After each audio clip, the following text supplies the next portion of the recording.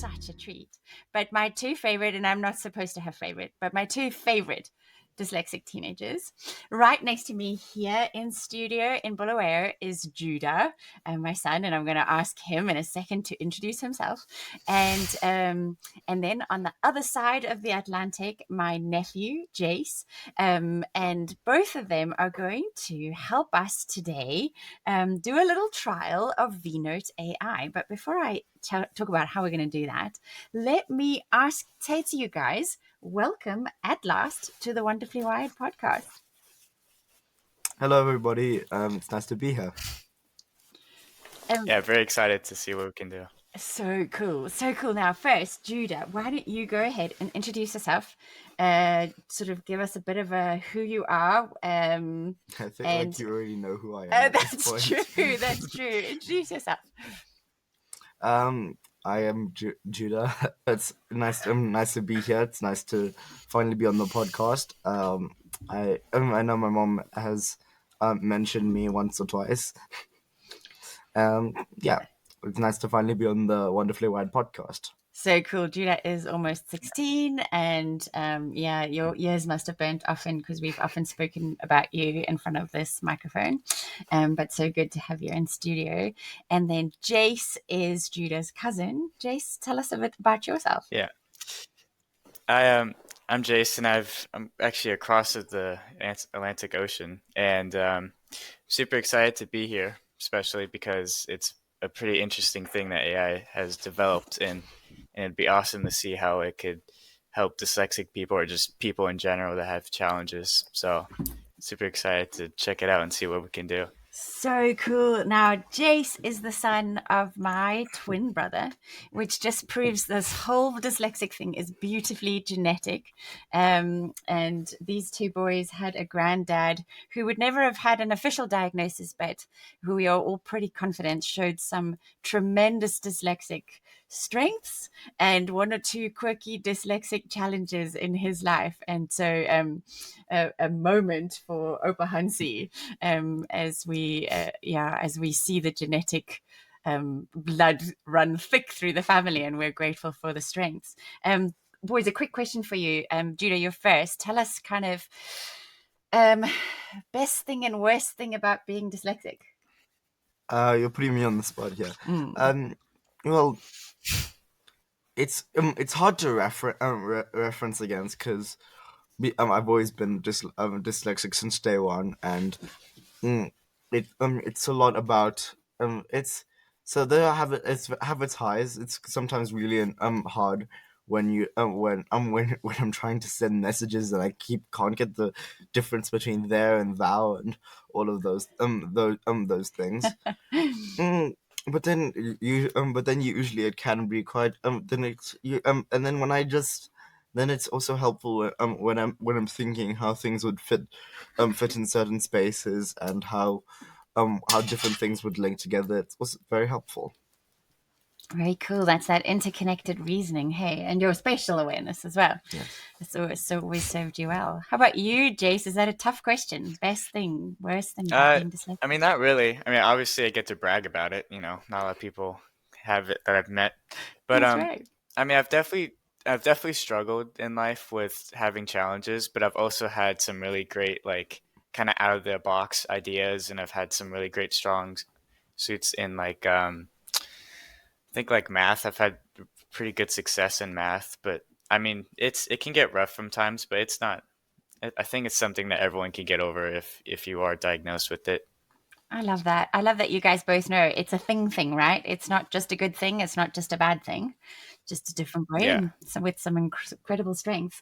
Well, I love that you guys talked about your out-of-the-box ideas and your kind of interconnected thinking, because this is what is kind of exciting about what the guys at Vnote have come up with. So Vnote and Nick Koshnik, who's been on the show, and we've had some fun communicating as professionals, because the software was initially developed for professionals. And I said to him, you know what, I would just love to be able to have teenagers be able to use this. So I'm going to share my screen and I'm going to show you how Vnote works. And what I'm going to do is I'm going to share my screen, and then we're going to, these gentlemen have not been prepped on how to use Vnote, but what I'm going to do is I'm going to just have them play with it a little bit. Okay, so this is my screen, and Judah's going to get to go first because he's here with me on studio. And so Judah, how Vnote works is you get to press that big orange button, which in its fun, right? And then you get to talk about something that you would like to explore. Maybe you want to create a document. Perhaps it is a presentation to the school on an idea that you've had to run a little business at the school, or maybe it's a love letter, who knows, I won't judge. Maybe it's a presentation to or a letter to a potential employer to look for a summer job. So anything wild, you can kind of think of something now. And when you talk to it, you just actually talk about what it is you're trying to do, what kind of format you think you might want to do, and what are some of the main things you want to put in it. So you don't need to think of the order it needs to go in. You don't need to dictate word for word like you would with a speech to text program. And then before it converts to writing, it's going to ask you a bunch of questions. So can you think of something that you might want to sort of explore? Should we go straight to a love letter?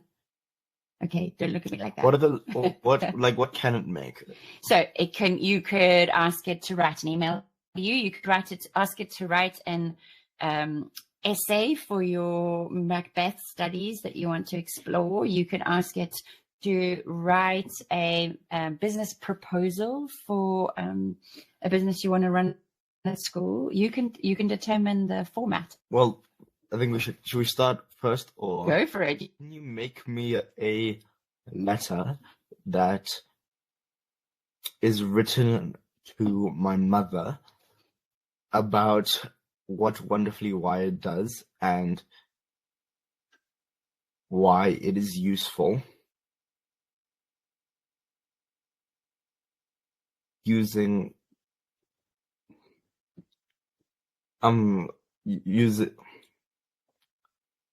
and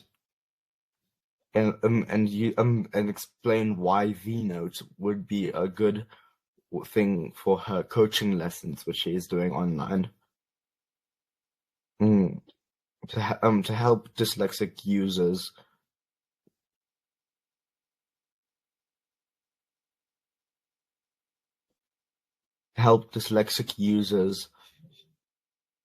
dictate and letters and write emails.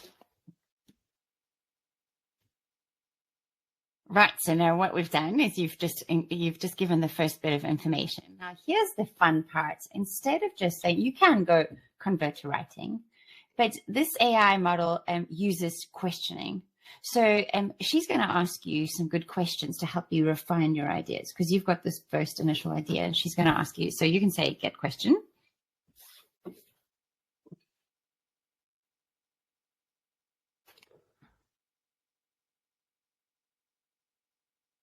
Why it should be used to help dyslexic users write essays.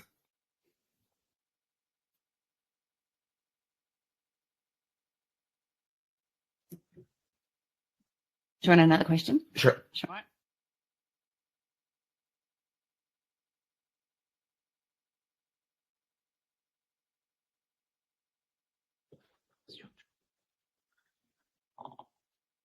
It can help dyslexic people. It can help dyslexic people flesh out their thoughts and write essays without spelling mistakes.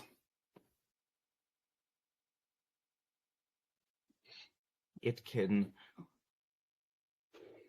help. It can show the specifics of what they're trying to say without all the problems that come along with it, and help flesh out the idea through questioning. Right. So you ready to say convert to writing? Yeah.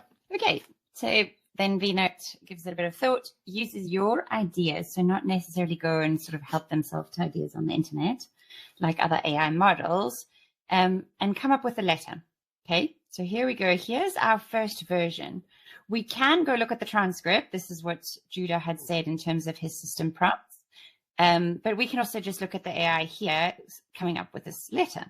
So dear Mom, I hope this letter finds you well. I wanted to share some exciting information about a tool called Wonderfully Wired and how it can be beneficial for your online coaching lessons, especially for dyslexic users. Now, you can immediately see the tool you wanted to introduce to me at Wonderfully Wired is Vnote. That's right, not Wonderfully Wired. So you could change that in a second by just telling it to change it. Let's see what else it said. It said, what is Wonderfully Wired? It's a platform designed to assist dyslexic individuals in expressing their thoughts clearly and accurately. It helps generate written content without spelling mistakes by providing a supportive environment for the idea development. It's kind of fleshed out some of your ideas here too, hasn't it? Mm. Why is it useful? Dyslexic users often struggle with spelling and organizing their thoughts. Good. And Wonderfully Wired addresses these changes by allowing users to dictate their ideas, helping them to flesh out their thoughts, ensuring the final output is free from spelling errors. And then it says Vnote is a feature within Wonderfully Wired. Now, what you need to do is you need to press that little record button and just tell it to change something. So to say, actually, all the times you said Wonderfully Wired, it's Vnote that is the tool being introduced. And you're not writing from Eloise Leher, but that's because you're using my account. Okay, so tell it. You can also tell it to change these bullet points to sentences. You can ask it to rewrite it in half the words. And you can ask it to call me Your Highness if you'd like. Can you change the bullet points into separate paragraphs? And can you please change every Wonderfully Wired to Vnote, introducing Vnote as a tool to Wonderfully Wired?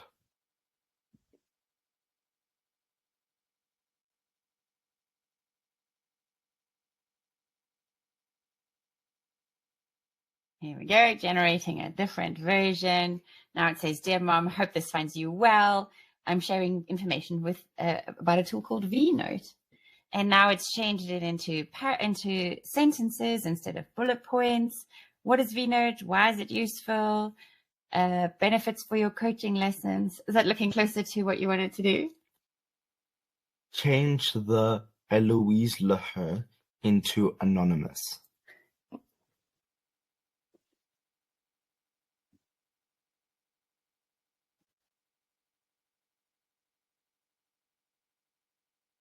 There we go. I've got a letter from my anonymous son. There we go. So, what do we think, Jens? What do we think of that? I mean, it was a very boring concept, of course. But my mom's here can't like use more fun concepts. Right. But in terms of so what was good, what was a little bit concerning? It was very cool. There was a lot of gaps between as it prompts, but I guess that's how AI is. Right. But it was very clear and decisive, and with a bunch of prompts, it can be very, very useful.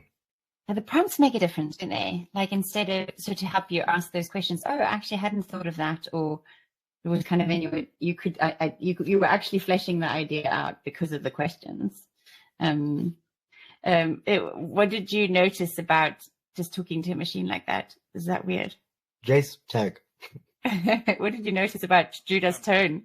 I mean, it's definitely a different kind of tone with it, because of course, you're not talking to a person like kind of helping you write down something. You're talking to an AI that's just going off of an algorithm to ask specific questions to try to help you. That's there's definitely not a lot of a connection there. So, but I mean, I can see how it could be very helpful for people that have a hard time day to day to not really think of ideas at the same time. But if they can just say one simple sentence to a AI, and then they can ask it questions, they could probably build a very strong paragraph off of just a simple sentence. And I think that could be very helpful. Yeah, that's quite cool. I was smiling when you said please to her. I thought that was great. Yeah, that was interesting too. But one of the things that we know with dyslexic brains is we're really, really good at that fan of wild ideas. Like, let's go broader and broader and broader. And especially if we talk about something we love. If I asked you to like explain how Dungeons and Dragons worked, you would be able to go quite broadly, and then this detail, which would make you think of this thing over there, which would make you think of that, and you jump around and it'd be quite broad.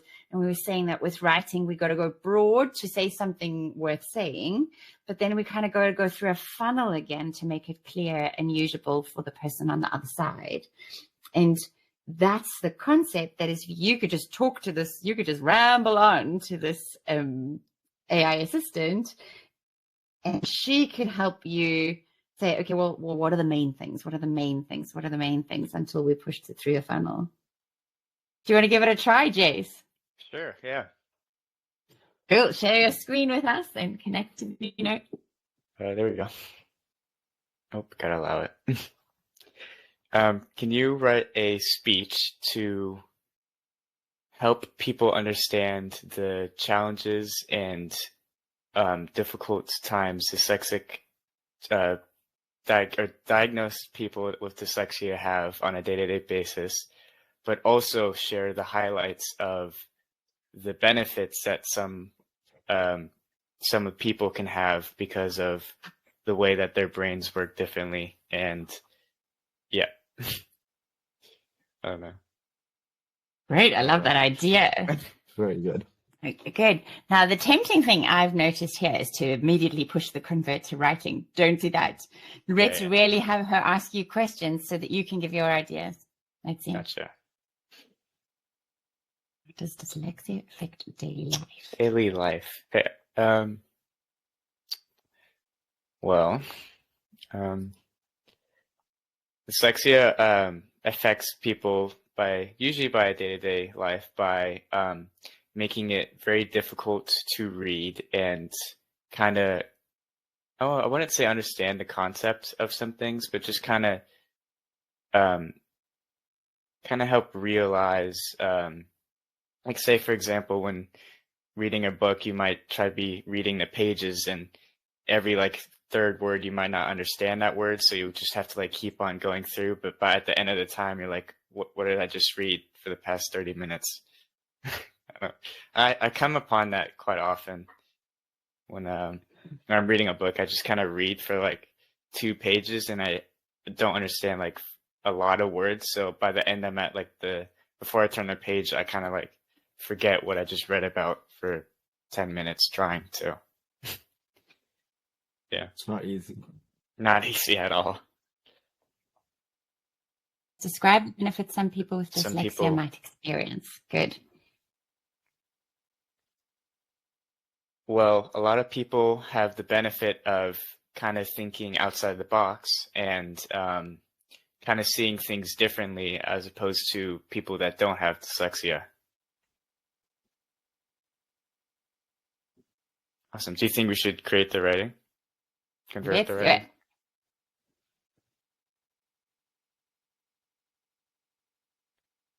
Okay, understanding dyslexia. Ooh, you must have just signed up. We're like, guys, at Vnote, we're trying to review here. You can kind of see it. Yeah, let's have a look. So it says dyslexia, significant. So would you feel that it's given you a speech there for us? Not necessarily. I think it's just kind of highlighted some of the things or the questions that it asked me. But reading difficulty, so dyslexia often find it very difficult to read, for instance. That's just, kind of taking my words. Or reading a book, They might struggle to understand every word. It's great, great to be able to, and that's quite cool, isn't it? To see your own words. Oh, my own words being put in like a format, Exactly. Which for me, this is the part that excites me, that it's not like it's just going to go and get some other people's opinions on the challenge of dyslexia, but it's channeling or it's crystallizing what you were saying into a clearer format, which it's quite cool to see your words like that, isn't it? Definitely. Is there a freedom to just being able to babble a bit until you kind of come up to that with the idea that you want to talk about? I mean, yeah, I feel like if I was to like kind of sit down and keep on kind of workshopping it and thinking of an idea and then letting it asking me questions, I could probably come up with a very well established, like pretty cool topic that I've like thought of, but then worked on. Right. Because initially it's a bit sort of awkward, isn't it? You're like, Yeah, it definitely is a weird feeling. yeah, isn't it? And do you think maybe also because we've been using speech to text, which I reckon actually is the worst. It's so bad. You also hate it, Jayce. Judah moans about it. Yeah. It's like writing with a gun to your head. Yeah, the one thing that I really don't like about it is that you can't really get your tone with it. So you could be texting a whole speech and then someone could take it the whole wrong way because they don't understand like your tone of the message. And then it's quite hard to then read the written and know and to pick up the errors, because now you've made errors, but you need to pick up the errors. It's quite hard to see it. Yeah, for Whereas sure. I guess with a tool like this, you're talking about it a bit and it's sort of giving it back to you. It's your concept, but in a different way. It's not, you don't have your errors. Do you think teachers would have an issue with that if you were to use it to say, write a literature review? I don't know. I mean, recently a lot of teachers have been strict, even just with ChatGPT. But I think throughout the years, there are definitely going to be some sort of tools that maybe even the schools give out to students on like their laptops or something to help kids, which would be very nice. But I think for now, yeah, a lot of people, or at least a lot of teachers, my teachers have kind of seen it as cheating in a way, because it's like I don't know, you kind of use. It's almost like talking to your mom about writing a paragraph, and then she takes a paper and starts writing all of it. So I don't know. I don't see it that way, but that's what they see it. That's interesting. Maybe if because this isn't quite ChatGPT. It's not taking ideas off the internet to give you a paragraph. It's taking your So if explain to the teachers. Hopefully they're watching this now. Yeah. Right. They could understand that this is this is how it's run. It's not exactly it's our own ideas. It's just put into paragraph form to help more to focus the idea. That's it. And you kind of have to go wild and big, don't you, before you get to like one idea that's like like you were saying, like funneling down. Yeah, so you sort of have to and it's actually one of the things I love most about writing. So I'll often say that I don't know what I think until I kind of read what I've just written, because I write and write and write, and then I'll get to something and I'm like, oh, that's what I mean. The first 2 pages can be thrown away, but that was the main thing. And I think that it's quite a disadvantage if you're if making errors and getting those words onto paper kind of gets in your way. This takes that away, doesn't it? I know my history teacher would agree about me rambling on about things that don't actually matter in the end. Right. Not getting to the ignoring the actual point of the essay. And in that sense, I mean, I guess it is a bit like your mum. Is it your mum writing it? I wonder if the thing is that your mum probably can't help getting her own agenda in there, whereas one would like to believe that the AI kind of learns your voice. And the things you would say and wouldn't say, and I wonder. It's a hard sell. It's a hard sell for people to say. Creating a profile for the person. Yeah. Well, I was just saying, creating a profile. Like the way you would talk and the way you would think, and the concepts you brought, writing about your history assignment or your opinion of Romeo and Juliet's relationship, or so that your concepts get out, and it's rather than cheating, it's getting rid of something that's in the way, like a pair of glasses, right? Like if seeing on the board isn't something you can do, is a pair of glasses cheating? I don't know. It's a very good comparison. It's a great question, right? It's a bit more like that. Now all we need to do is get all the teachers on board. Yeah. And I wonder, and my question would be, I suppose, for the guys at Vnote, is how do you really contain the AI to the process of the questioning and the rewriting your words, as opposed to letting it loose on a database of other grade 9s writing about Romeo and Juliet? No, which I'm sure is possible. Yeah, I wonder. What would you? Yes.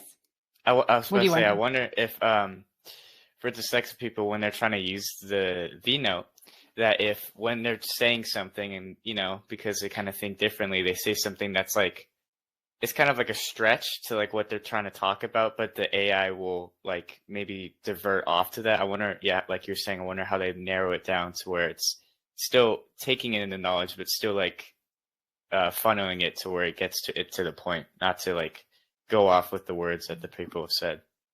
But then the questions help that, yeah. Yeah, the questions I feel like the questions are the game changer. They're like the ones that'll help you refine, like, what is it I'm saying? What is it really that I'm saying? I mean, I'm talking like this, and then suddenly she asks, like, what's the main thing? And I'm like, oh, I think I know what the main thing is. I didn't know when I started rambling off in the beginning. It's definitely a very nice feature that they have. Very cool. Guys, I'm so grateful for you, and I think we need to do this again, not just to explore things like Vnote, although I really did enjoy getting your opinions on it, but it'd be great to just talk some more about being a teenager and the challenges, and then also the unfair advantages of being dyslexic. Awesome, I love it. And you guys are complete ambassadors, a whole army of people that are changing the world in the way we used to think about things. And we certainly think when your granddad was alive, he was just told, yeah, you can't do this exam or you're not managing there. And we're seeing so much of the brain science show such advantage in your brain. So I'm just loving that you guys get to change the world that way. Any last thoughts from either of you? Jayce, you're up first. A last idea. Any thought? I'm really wanting to see how this can be like incorporated into other things, just besides just writing.